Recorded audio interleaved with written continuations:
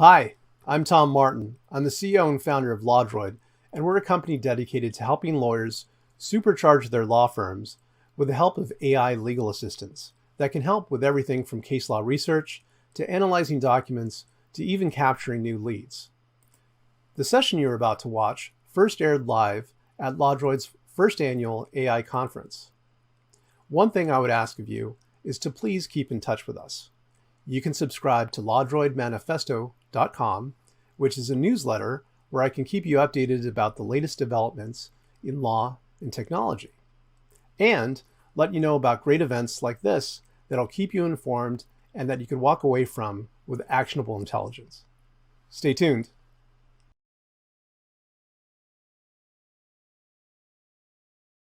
Let me start by introducing myself and letting my esteemed panelists introduce themselves. I'm Patrick Pallas.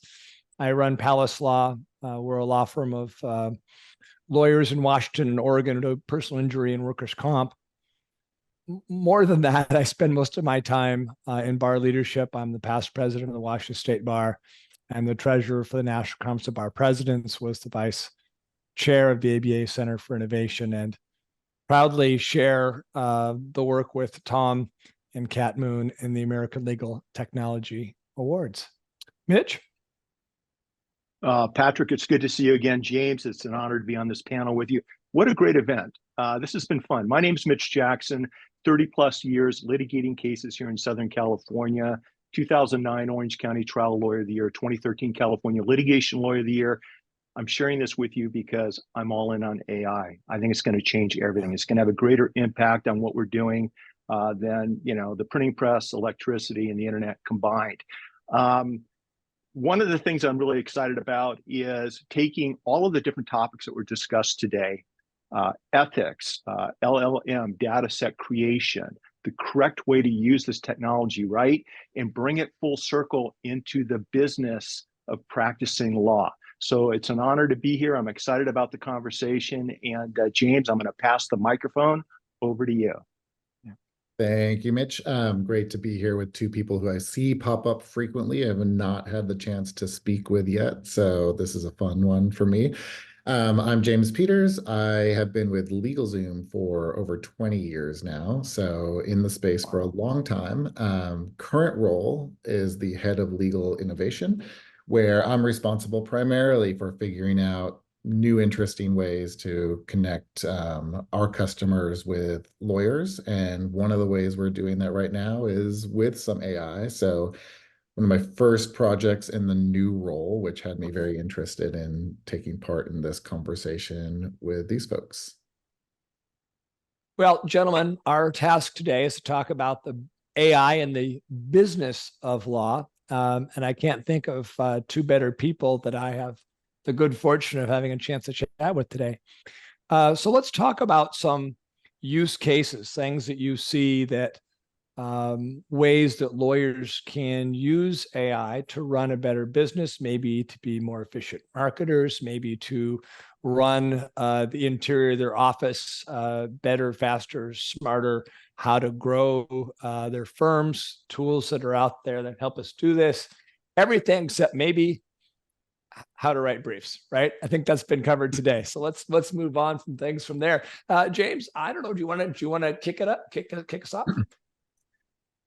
Sure. I can get us started. I'll talk a little bit about one area that I'm pretty familiar with, just because it's an offering that we launched in September. So kind of in the race that everyone was in to get in on the Gen AI game. We took a little bit of time to try to figure out a way to deploy something that, from our point of view, really made sense for the types of customers who came to LegalZoom. And what we're doing today is really, I guess what I would say is using AI as a tool to introduce prospective clients to lawyers. So I don't know, for anyone who's really familiar with the studies around, lack of access to justice and what tends to drive people to not connect with lawyers. I know there's a lot of talk about price and things like that for sure, but the biggest that tends to come up in studies is just not knowing that you have a legal issue or not identifying your issue as one that requires a lawyer. So our thinking on this was, one of the reasons for that is people don't have a great understanding of the legal document that's in front of them. So you might just receive it and think, well, I guess I either sign this thing or I don't. I can try to understand it, but what's it going to really do for me to plow through this? So what we've done is put together a tool that's free to use. You do have to create an account to use it on our site. Some of the requirements around checking the T's and C's on things like data and all that good stuff. It's hard to present something that doesn't require any sort of acceptance of terms these days.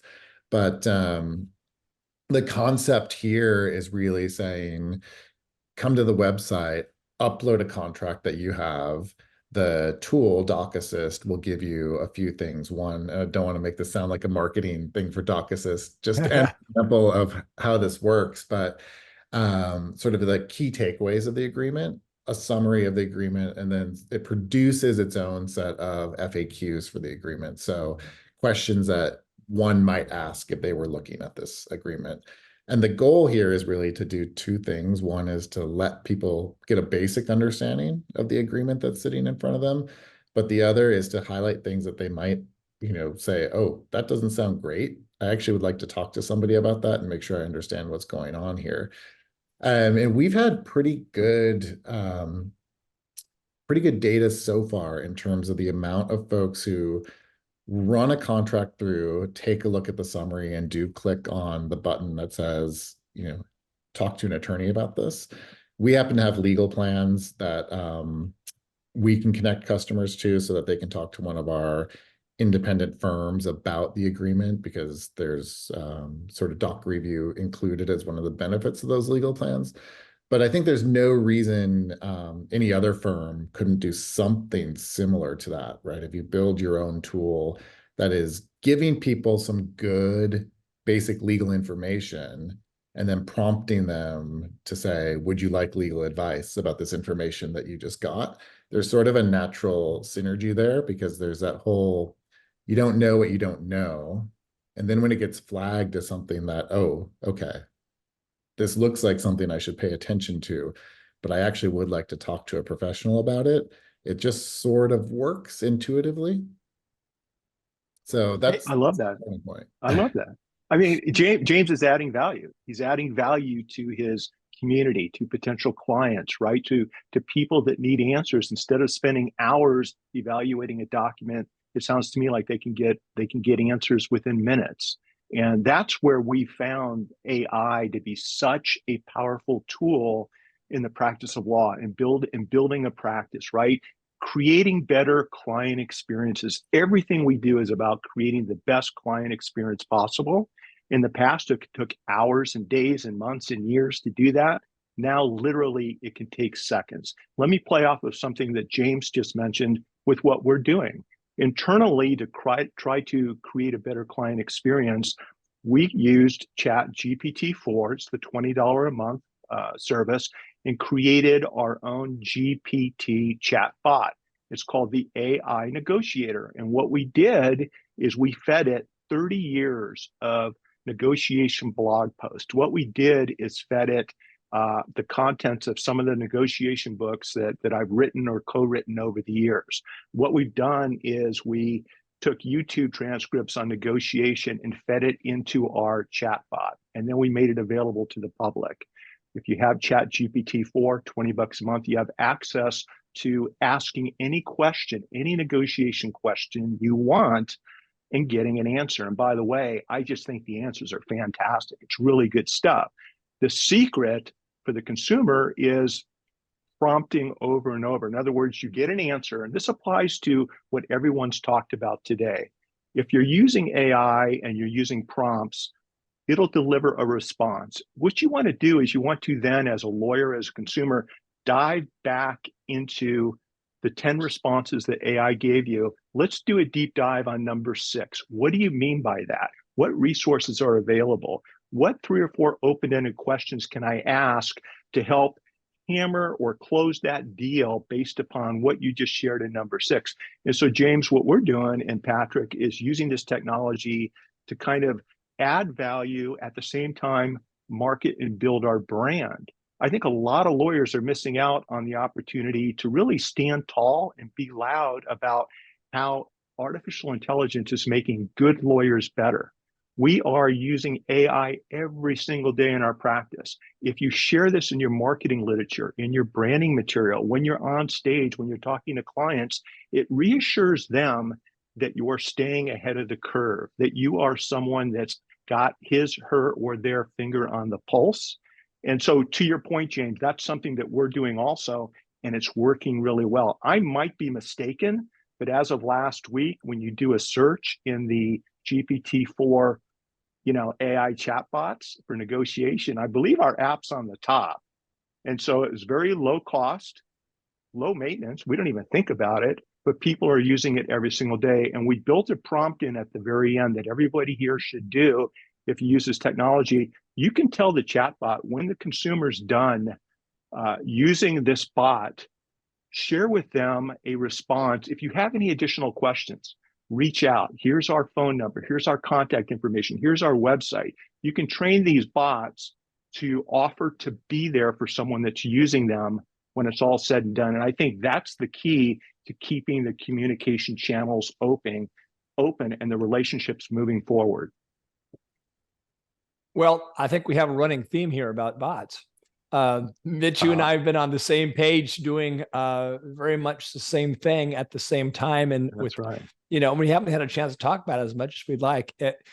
So here I have a small workers' comp PI firm, and like there's so many more people out there that we want to help than we can. I mean, we're only answering phones 8 hours a day, and there's hundreds of thousands of people who need help. And so the question was, how do we do that? So a couple of years ago, we started with just a Q&A chatbot, but it was a little stilted, and you had to write, the tree of questions to go through it. And so when ChatGPT came along, finally, a way we can do this where it talks, it communicates, it answers every question, not just the things that are on our Q&A tree. So we, Mitch, like you, built a chatbot, embarrassingly, but you understand why. It's called a PatBot. And our PatBot answers questions for anybody who's an injured worker in the state of Washington. You can ask it anything about workers' comp law, and it will tell you. One of the things you hear about often is people's fear about the trustworthiness of AI, particularly ChatGPT. And I'll tell you, I thought it was going to be simple. Like, all we'll do is just give it good information, and it will give good information. But it turned out that trying to create a caged chatbot, and I love, Mitch, that you were saying, we just threw in 30 years of knowledge and it was just that easy, low cost and simple. I'll tell you what, it was a lot of work for me and for folks in our firm to put together all of the clean data that identifies the law of workers' compensation to make sure that it gave good advice. And even when we put in all of this great data, there was still like a paragraph that was stuck somewhere, or a sentence about something else. Social Security jumped in, or bad advice about, personal injury law or something would get in there, mm-hmm. and it would always, taint our bot a little bit. So we finally got it all cleaned out, have a caged, trustworthy data source. And as you suggested, it's a great way for people to get information all the time, inexpensively. If ours is free, like yours is, James, for people to do it. And to your point, Mitch, it's something that is accessible. If it's accessible to lawyers, Mitch, like you and I, who run, smaller firms in, around, our state. We're in Washington, Oregon. This is the kind of thing that anybody can do. And it opens the door. And James, I was going to ask you about this. This opens the door really to both lead gen / marketing and access to justice. And I was curious, James, as you were talking about this tool, where your target was. What was your focus on doing this? I think so. For us, it's access, but we are trying to access paying clients or customers, right? So we're providing services that are very, very low cost compared to traditional services, but it's not a pure access to justice play, in that it's not the whole experience isn't free, right? So you can get some good legal information from the AI tool for free, but if you want the actual professional advice related to it, it does have a cost, a very low cost compared to a lot of other services, but it's got a cost. So it's a little bit of a hybrid on our end, but I think that that's necessary for, a company or a firm like either one of yours, right? It's not all pro bono work going out there, but it does bring the cost down quite a bit, and the efficiency there is a nice gain. So if you're an attorney who is taking a look at,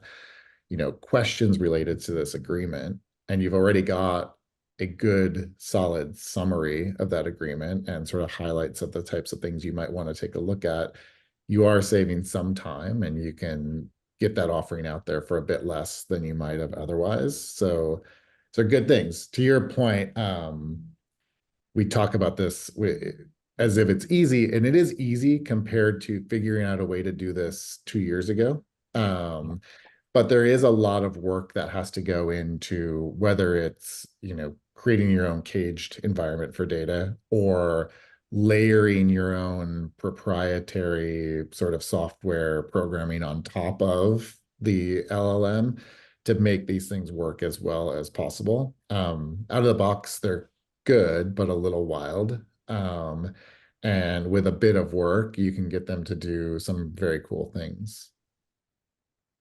What's interesting is for listeners or viewers that haven't used these tools before, I'd like them to know that there's just a couple of clicks to set up, for example, a LawDroid Copilot account or ChatGPT 4. Okay, it's not complicated to set these accounts up.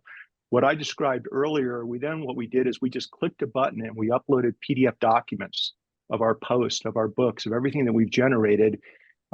We told the system to go ahead and digest it, add it to its data set, and it was super easy. I mean, if I can do it, anybody can do it.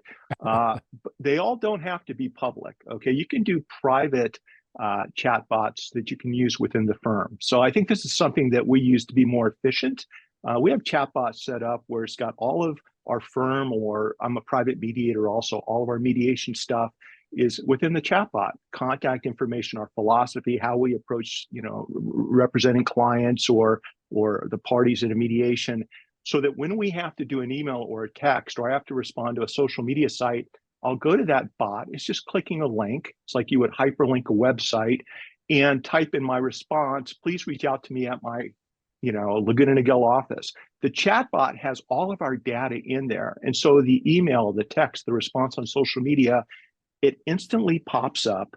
It has our contact information already in there, and we're using it internally. What I see happening is just like cloud-based services. Patrick and I met for the first time at Clio in Nashville this year. It was a great event. Yeah. We were one of the first firms to really leverage cloud-based CRM services. We bragged about it to our clients. You can access your case files and your calendar and your documents 24/7. You don't even have to talk to us, right? I thought this is really a cool approach to practicing law and creating a better client experience. We're going to do the same thing eventually, maybe in a year, maybe in 2 years, with AI chatbots. Each new client has access to a bot that basically it's private. It's just for the client. They can have access to anything in their case, and they can ask it questions. They can talk to their lawyer at the firm, whether it's a digital avatar, whether it's an audio type of response, which I really like, whether it's a written response. Each case file will give the client the option to have access to data, to ask questions, what can happen next. I see that as the natural progression of everything we're talking about. But before I hand the mic over, I want to double down. Everything that people talked about today, intellectual property rights, privacy issues, you got to pay attention to all the above. We're kind of pushing that aside during this 45-minute discussion. All else being equal, how are we leveraging this technology, to move forward and build our practices and to help our clients One more thing I just want to talk about is we're using this type of technology to help come up with open-ended questions that I can ask a jury when I'm picking a jury to help me figure out who's sitting in the jury box. I've been trying cases for a long, long time. I'm good at picking jurors, but we've been playing around with this technology and it works really, really well. And when I mentioned, like, how are we doing this? Well, we're not putting proprietary or confidential information into our prompt, okay? I'm asking GPT-4 a prompt that reads something like the following. You are a highly skilled trial lawyer and jury consultant, as well as an expert psychologist, psychiatrist, and sociologist, and human factors specialist. I'm preparing for a case in a traditionally conservative venue, known for not awarding large monetary damages in XYZ cases. Please provide a list of 10 recommended open-ended questions that I can ask potential jurors. These questions should help ensure that I select open-minded jurors that will listen to the facts and law, that will deliver a thorough, fair, and impartial verdict, potentially involving significant monetary damages. You can then add to that involving an XYZ type of case, or if there was breaking news in that community a week or month before that everybody's talking about that might actually affect your case, like we don't have any money left in this city to pay out a large verdict, you incorporate those facts into these questions. I'm telling you, every time I do this, it'll pop up 10, 20, 30 questions. Most of them I would have asked, but there are 2 or 3 that I hadn't thought about. Okay, and we're talking about within 30 seconds. Okay, we're not talking about hours or months worth of work. The key is you then dive deep into those 3 questions, and I talk to it like a human being. Number 3's response, that open-ended question is interesting. How can I reword that question to accommodate what happened at the county fair last week in Lancaster, California? Because that's all the jurors are thinking about. A Ferris wheel fell over, somebody got arrested, whatever it may be. And you just keep crafting better questions to get you a better understanding of what's going on, whether it's in court, whether it's in a mediation, or whether you're picking up the phone to settle a case with opposing counsel. You can use this technology to be better prepared. And I don't care how long you've been practicing, if you do it the right way, if you share the right prompts, it's going to spark some new ideas that's going to make you a better lawyer. Jury consulting is a big business. I might take a pause here and go start a side business and see where I can get on that. It's so good. It's so good. That's a really great use case, Mitch, that you've come up with. There's a lot of them out there that I think we use trying to run our business. I know that one of the challenges that I have in marketing is constantly putting out new content. You have new content for your website, new content for your social media, new content for commercials. We do TV and radio. And after you do it for 20 years, you're like, what haven't I talked about? I think I've done it all. There's nothing else left out here. And so I, like you, Mitch, will put in questions to Chat GPT-4 about marketing content. And while I can't say I've ever asked a question and use the exact language, it continues to generate new ideas, like your jury consultant questions that maybe I wouldn't have thought of, or new angles that I can bend and use. But it's a brainstorm generator of information for me as much as anything else. So using ChatGPT-4 as a marketing tool has turned out to be very fruitful and opened up a lot of new doors for things that I hadn't thought of. And I don't know about you, but I get tired of the same language, like the word justice or access to justice, or how many times do you see aggressive trial lawyer or whatever. I get tired of all those words. And True. It's like having a GPT thesaurus that you're able to say a lot of the same things in different terms, and ChatGPT can help come up with different ways of giving marketing spins and marketing ideas. You can take prior posts, prior content, put it back into GPT-4, for example, or any of the AI databases that have been talked about today. And you can say, rewrite the following in the style of television character Harvey Specter on the show Suits. Okay. Or create a formal, casual, persuasive, descriptive narrative, creative, technical, journalistic style. I mean, don't use all of those, pick one, but you can literally take something you did in the past and within 30 seconds have something brand new that you or your paralegal can spend another 5 or 10 minutes on, clean it up a little bit, personalize it, and it's new content, right? And then you take that content and you feed it into some of the AI systems that we can talk about if you want to, where you can create a video, you can create an avatar, you can turn that into an audio of a podcast based upon what's typed or copied and pasted into the program. It just saves you so much time. It adds more value to what you're doing in the firm. And James, are you doing any stuff like this? Are you repurposing content using some of the new tools? We have not moved into doing that with content as of yet, but I think those concepts and this sort of idea of, and Patrick was saying, I ask it questions. I don't usually use exactly what it says, but it gets me started on ideas. The concept of sort of idea generation is what generative AI is particularly good at. I think last year there was a really good paper that came out on the jagged edge of innovation, I think is what it was called. And where generative AI really excels are these things that are almost like, you think of them as strategic work. So like new product ideation and things like that, because it is just very creative and you can keep pushing it to think of new things and different ways to present these things. So it doesn't surprise me that y'all would use it in that way, right? Coming up with new ways to say things you've said for 20 years is exactly the sweet spot for this kind of technology. Well, it's a great way to refresh a lot of things. I'll give you another use case. We have a somewhat ancient 50-page employee handbook in our office. And it was all handwritten by me and my office manager back in the day. And we would add new office policies as new things challenged us. We never thought of happening as our firm grows and we added more people.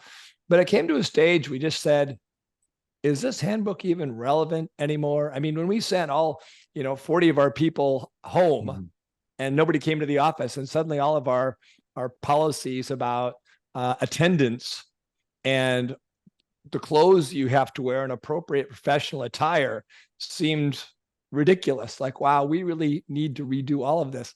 So, Mitch, who did I ask? Chat GPT, right? And that's right. And it ended up rewriting, the 40 or so pages of existing policy to be more current and more expansive. And then added another 20 pages of new policy for the new issues that came up.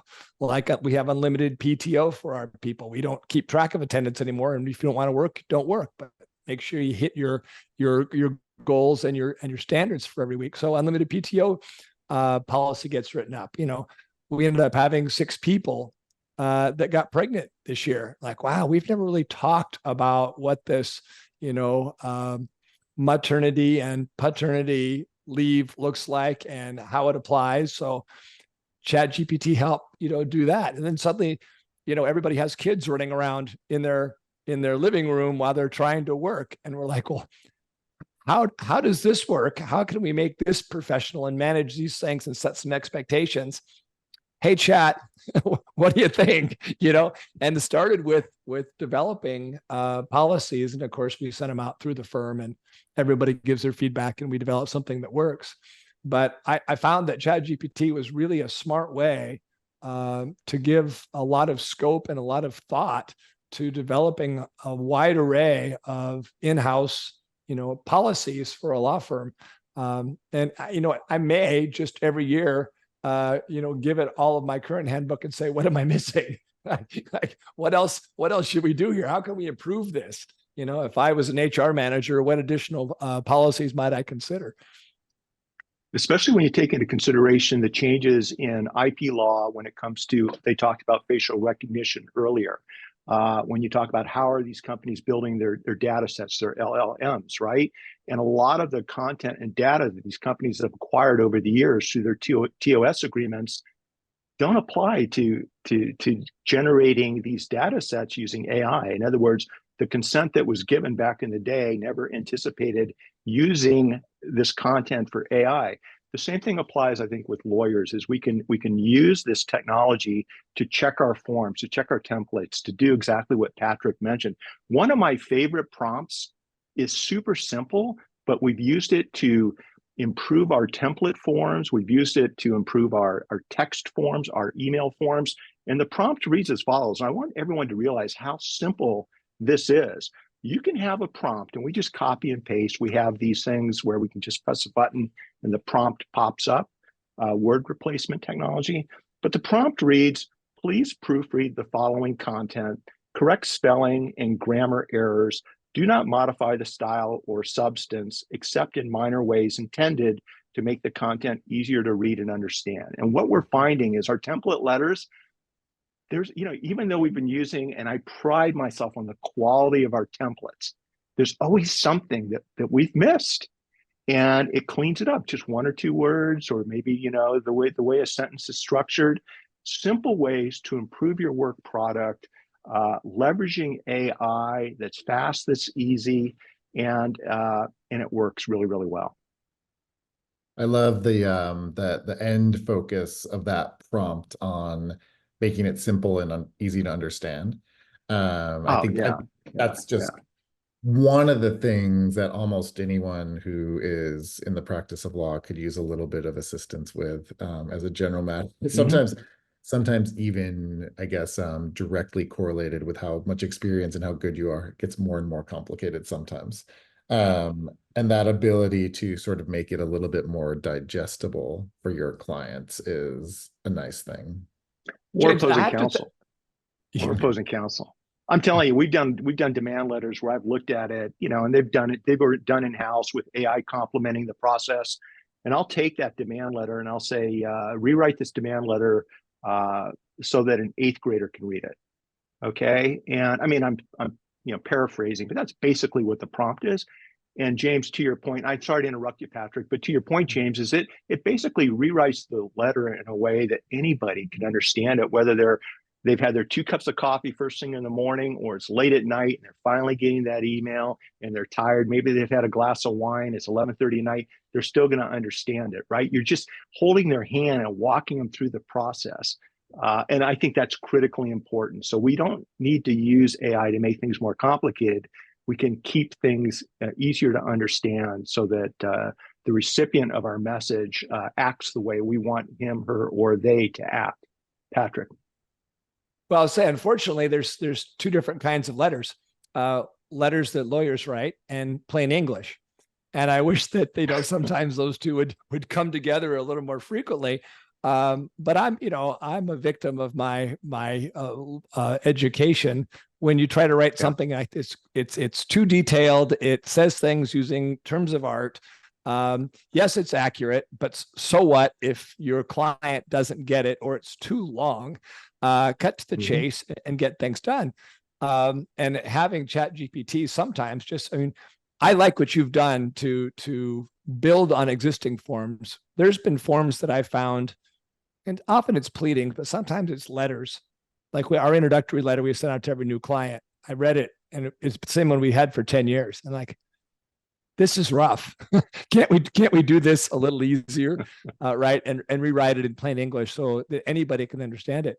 But what I was going to go to with this was, James, hello, LegalZoom. You guys have 10,000, 20,000. I don't know how many forms do you have. What did you do to make everything plain English? Well, that's a matter of having a lot of lawyers who spend a lot of time focused on that particular effort. That's simplicity is really quite difficult. So that's many, many tens of thousands of professional hours going in to make something seem really simple, basically. Now, could that all be done far faster today, I think there's probably a good chance that it could be. So that's it's a good opportunity as we, like any other business, will, cycle back through and refresh our collateral. It'll be interesting to see how much that comes into play to help speed up the process and maybe make it even better, right? Could I ask you both about how you target your audiences and whether you have any fears about those audiences? And I'll give you an example. And for us, the Pat bot is for workers' comp in Washington State. So doesn't mean only people in Washington State go to it, or only people with workers' comp go to it. And I'm wondering, since you both have these tools, what kind of steps do you take to make sure, A, you protect yourself from people who are the wrong people using the tool, and what language you use to signpost who's supposed to use it and how you're supposed to use it correctly? It's a huge issue. It's a huge issue, right? It's disclaimers, waivers, state bar rules. The short answer for me is we follow California state bar rules in everything we do. And so I'm using this technology primarily to rewrite and do the things we've already talked about, as opposed to putting a tool out there that the world can use, which you and James have kind of talked about.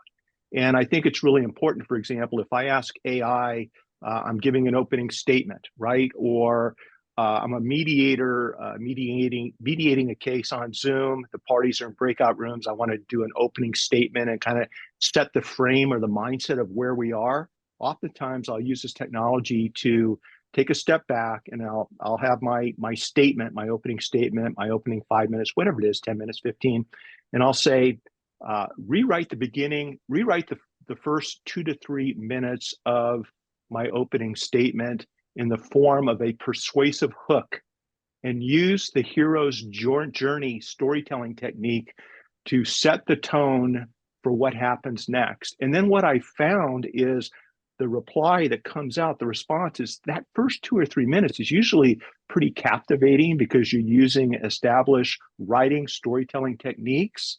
So that even though you're not on your A game and it's maybe a boring case or boring mediation, it really grabs everybody's attention, especially when you take the time, take a step back, and then personalize it and clean it up a little bit. So when I'm using it that way, Patrick, I'm not worried about any of the above because it's just coming from me, right? But for example, with James, if you're, legal Zoom and you're catering to clients all over the country, yeah, I would guess there's probably some additional considerations.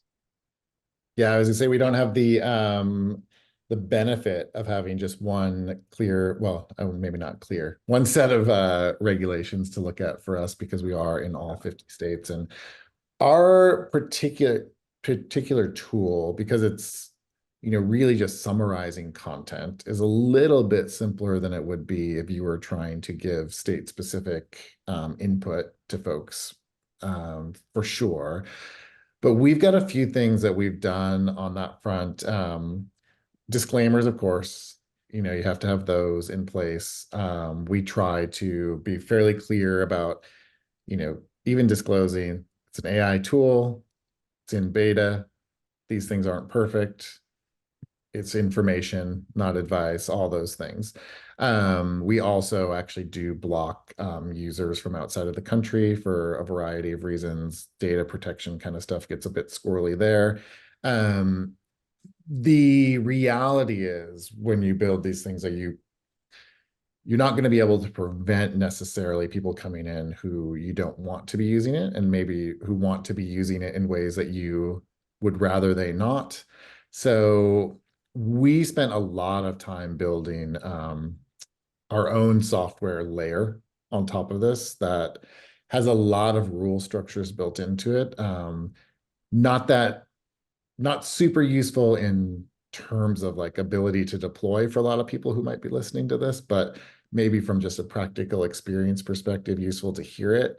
We had myself leading a small team of lawyers sitting directly with the engineers on this, and as developing it, testing and writing new rule sets to go on top of the software that was already there. It's extraordinarily easy for a crafty person to work around rule sets that are put on top of AI. So it requires a fair amount of work to build a structure that I guess feels, pretty secure if you're concerned about that kind of exposure, which we always think in terms of, what is somebody going to try to do with this so that they can show it as a reason that they can, try to come after us for something. That's just LegalZoom has to think that way because of our history with the legal industry. So it's a lot of work again with lawyers who know what they're doing, sitting with the team that's building the software and really iterating on it until you're happy with the product. Hey, Mitch, can I toss out another topic for a minute? I'm curious to see what your take on this is. Absolutely. There's this idea that if you build it, they will come. And so here we are. I mean, the three of us building these bots or these tech tools for our consumers, for our clients, for people who need access, who want answers, small business who need contracts. And I'm wondering about that idea of if you build it, they will come. How has your experience been putting out a chatbot? Chatbots are new. And yes, I think the public knows what a chatbot is, but are they using what you've offered them? Have you managed to make it user-friendly enough? I'm wondering about what that user interface is between what you both are building and how much success you're having with your clients or users adopting to this new world and actually applying it in significant numbers. What's interesting is we're using this technology to do the things we're talking about. I don't consider myself a builder, right? Because this was really easy to create the chatbot. We did another chatbot that had to do with licensing agreements in the new Web3 spaces, which was kind of cool. We just took our book on licensing, put it into the chatbot. So to answer your question, if anybody goes, if you want to see how this works, if you go to mitchjackson.com, you'll see over on the side a link to our chatbots. And you can try it out. Everyone can just kick the tires. The friction is it only works for paid GPT-4 users. So if you're not paying $20 a month, these chatbots aren't working for you. And I expect that to change over time, right? And so for me, the approach to using this technology has more to do with making our life easier, faster, more efficient, resulting in a better client experience. It's going to take a while, I think, for consumers to really appreciate, just like lawyers, the power of what we're talking about. You're talking to a guy that set up a laptop during the opening day statements and trial back in the late 80s. Morning break, jury's using the bathroom. I'm setting up my laptop to give a presentation, like before PowerPoint. The judge is like, Mr. Jackson, what is that and what are you doing? Well, it's called a laptop, and I'm going to be sharing big displays during my opening statement. You're not using that in my courtroom. I mean, I'm from that era before the internet, right? Now you walk into a courtroom, can you imagine not being able to use technology? So I think we're so early right now, and I think the change is going to be so exponentially fast when it comes to consumer acceptance, when it comes to lawyers understanding the right way to leverage this technology, that it's important we're playing in these digital sandboxes right now, Patrick, despite the friction, despite the hurdles. It's really important that we get our hands dirty and that we leverage this technology and learn this technology. And when I say we, I mean our teams, right? It's like everybody that's involved in our lives, especially from a business perspective, get everybody involved. It's like, if we build it, will they come, right? Field of Dreams. And I'm of the opinion that what I see happening in the future is cases being handled, whether you want to call it a non-fungible token or Bitcoin ordinal, these cases will be filed on the blockchain, whether it's a proprietary blockchain or a public blockchain. The attorneys that stipulate into this process instantly service, instantly it'll tap into billions of data set points. And literally, if you choose to do so, you can get the case done in 30 seconds. I mean, that's what I see happening in the future. There's no reason why that can't happen and be better, faster, more accurate than 99.99% of the lawyers going into court trying cases. Because we all know how that works in the real world. We're overworked. We don't have enough time. And that's the reason I win my cases. It's the other lawyers. That's their story. And I see AI changing the legal industry dramatically from what we're seeing today. So the show that was presented, from 8 this morning my time until the conclusion of our show, this is the future of practicing law. Many of the platforms we're looking at today aren't going to be around a year from now or 5 years from now. But this approach, this mindset, this technology isn't going anywhere. If anything, it's only going to improve and get better. Final thought. When we were at Clio in Nashville, I was on stage doing the presentation and someone raised their hand. Well, what about that case in New York where the AI generated the wrong case law? I'm like, seriously, that's the issue, why you're not using AI? I was in court 2 weeks earlier, and opposing counsel at the other end of the counsel table was citing bad law to the judge. The difference is that I know that attorney, great lawyer, but he was more focused on his tee-off time that afternoon than correcting the problem. AI is going to train itself. These data sets are going to get better and better and better. And so, my final thought is if you're worried about that, then don't get in a car, a train, or a plane the next time you want to take a trip, because things happen. But that doesn't mean we don't use and leverage this technology to improve our lives and the lives of our clients. So I'm excited. I think there's nothing but a really bright future for everything that we're talking about. And the attorneys that tuned in today, the legal support teams that tuned in today, I think they're going to be ahead of the curve moving forward. I was going to frame that what you said in terms of, meeting consumer expectations, right? They're getting used to chatbots. They're getting used to talking to Siri or Alexa. They're getting used to having this kind of integration that goes on. And the large companies like that are helping teach all of our consumers. So we're hopping on to those coattails, continuing to meet the expectations of our clients. And while sometimes there is that generational discrimination between older people who may not be as sophisticated and people like my 23-year-old son, who everything is user-friendly, can't find anything that's not user-friendly. As a law firm continuing to create tools, it's about meeting a consumer expectation and trying to stay at least in par with what's out there. Guys, we promised Tom that we would give a couple of takeaways, and Mitch, I think you just gave a couple of great takeaways. I'm going to turn over to James, a couple of takeaways. I have a couple, and then Mitch, whatever you'd like to add.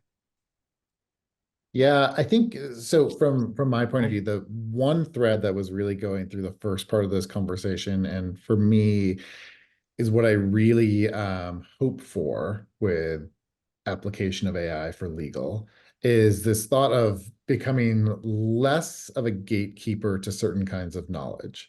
So a lot of what we're doing right now, with whether it's summarizing a document or providing a chatbot, it's providing a little bit of an entryway into the gates that we've kept closed for a long time. It's legal information, but it's relevant to the person who is looking for it, and it gets them thinking about what else they might need. And to me, that's where there's a lot of opportunity with AI.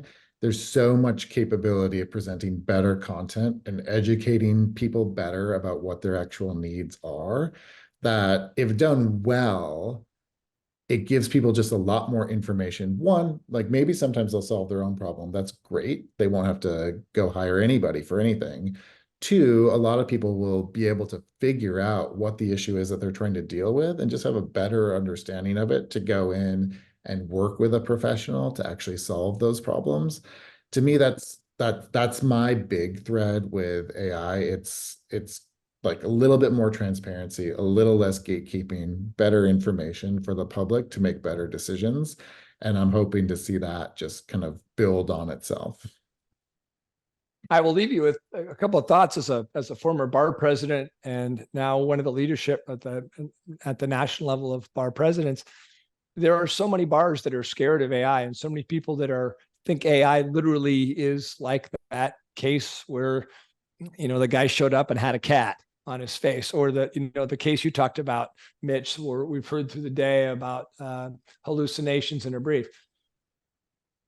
I can't encourage anybody and everybody enough just to lean in far. There's hundreds, if not thousands, of use cases for improving our practices, for building out firms that are far more access to justice friendly, that end up not only being better for those who need us, and us being able to provide access and services to those who never thought they could get to us.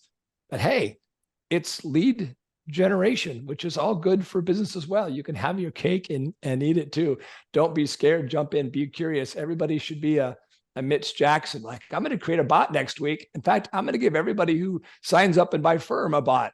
You get a trial team and a bot, sign up tomorrow. I love the whole concept. So I guess my takeaway is be curious and look far beyond, writing legal briefs for all the things that AI can do, and look for all the ways that can improve your firm and give you tools to provide access to those who so desperately need us. Mitch? I mean, yeah, brilliant words, Patrick and James. Look, you have to give yourself grace. This is new technology. We're all playing around with it. We're all making mistakes. I know a lot of friends of mine are worried about how am I going to look if I use this technology to create an avatar and then do a video using that avatar or whatever it may be. And you've watched me make mistakes. I've made mistakes in real time, in my different social media posts. Yeah. It's something where everyone really gets it. We all realize we're learning this together. So when it comes to things like marketing and branding, you're not worried about losing a summary judgment motion or having a verdict rendered against you. And you're simply creating content, as long as it's truthful, honest, objective, unique, you're not stepping on someone's IP rights, and you're doing it the way we're talking about. I think it's something that everyone needs to embrace. Real quick, when you're using your phones, everybody, use the audio and use the video. We didn't talk about this, but my two favorite features with AI for everything we're talking about is talking to my phone and giving oral commands to do everything we just talked about, and or taking a picture and having the AI analyze the chart, the equation, the formula that's up on the wall. These are two powerful uses of AI that we can use each and every day to build our practices. They're my favorite, along with some of the third-party tools that you've seen all of us use when it comes to creating avatars and when it comes to creating text to voice or text to video. It's only going to get better. I heard someone mention earlier, this is as bad as AI is going to get. It's going to continue to get better and better and better. So, use it in a way that you're comfortable with using it. Give yourself grace, expect to make a few mistakes, be easy on your team. But when it's all said and done, understand that this is going to change the practice of law as we know it moving forward. Gentlemen, it's been a pleasure to have a chance to be on this panel with you and to chat with you. Thank you for that opportunity. Likewise. Thank you, Patrick. Thank you, James. Hey, guys. I want to thank you. I mean, listening to this masterclass about the business of law, and also from different perspectives. You have law firms, and then you have, a LegalZoom, like large international organization, and how both of you are approaching this problem in similar ways. And I think it's been extremely eye-opening, and I greatly appreciate everything that you've had to say. So thank you, Mitch. Thank you, Patrick. Thank you, James. Thank you. Truly appreciate you. Great conference, Tom. Well done. That was another great session from LawDroid's first annual AI conference. Thank you so much for watching. Please keep in touch. Subscribe at lawdroidmanifesto.com, where I can keep you updated about the latest developments at the intersection of law and technology, and let you know about great events like this. Keep in touch.